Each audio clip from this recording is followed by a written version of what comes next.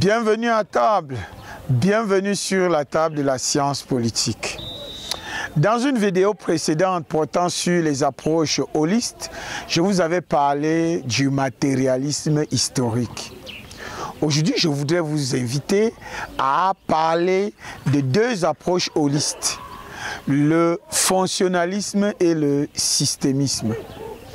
Il faut dire, s'agissant du fonctionnalisme, qu'il a été initialement formulé par Bronislaw Malinowski, puis étudié par Robert K. Merton et Talcott Parsons aux États-Unis.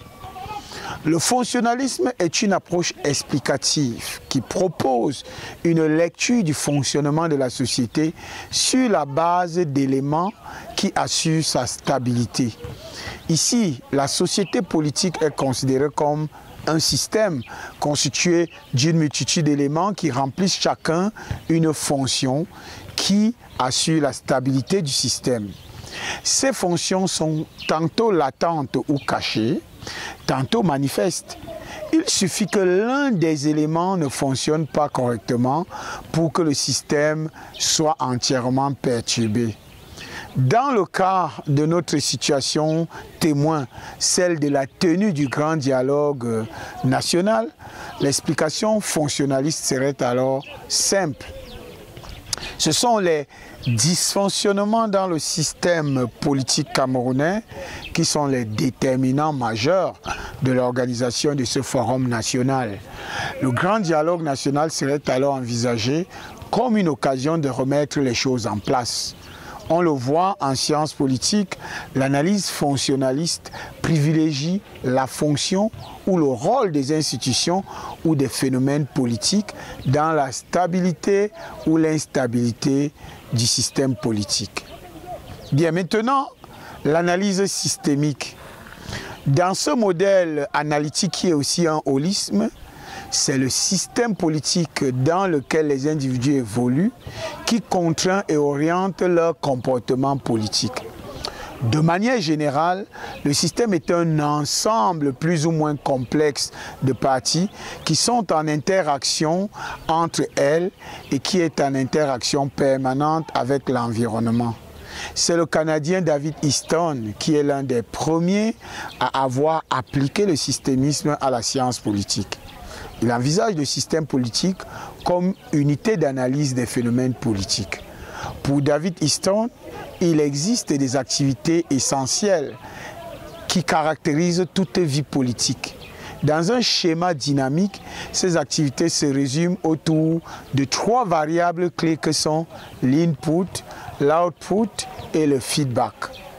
Les inputs, ce sont les exigences à articuler par les membres du système et le soutien qu'ils accordent au système.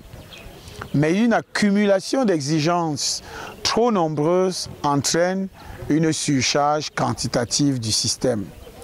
Le système politique doit donc pouvoir réguler ces exigences. Revenons à notre exemple. On va dire que l'organisation du grand dialogue national est arrangée dans la catégorie des outputs, c'est-à-dire des réponses du système à un ensemble d'exigences en rapport notamment avec la crise anglophone et la crise post-électorale au Cameroun. Un certain nombre de structures ont canalisé les demandes irrelatives et les ont filtrées. Les partis politiques et les professionnels de la politique ont assuré cette fonction du tri. Les outputs sont les décisions et les mesures qui leur sont associées, prises par les autorités.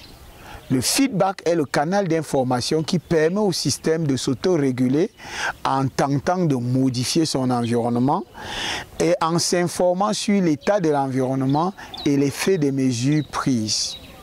Le but du modèle systémique présenté par David Easton est de proposer un schéma global d'explication et d'exploration des phénomènes politiques. Au final, vous comprenez que dans les analyses holistes, les phénomènes politiques ne peuvent être expliqués que si on étudie la société et les normes sociales qu'elle impose à ses membres. Merci de m'avoir suivi. N'hésitez pas à liker la vidéo. Et comme d'habitude, je vous demanderai d'inviter vos amis à s'abonner à cette chaîne.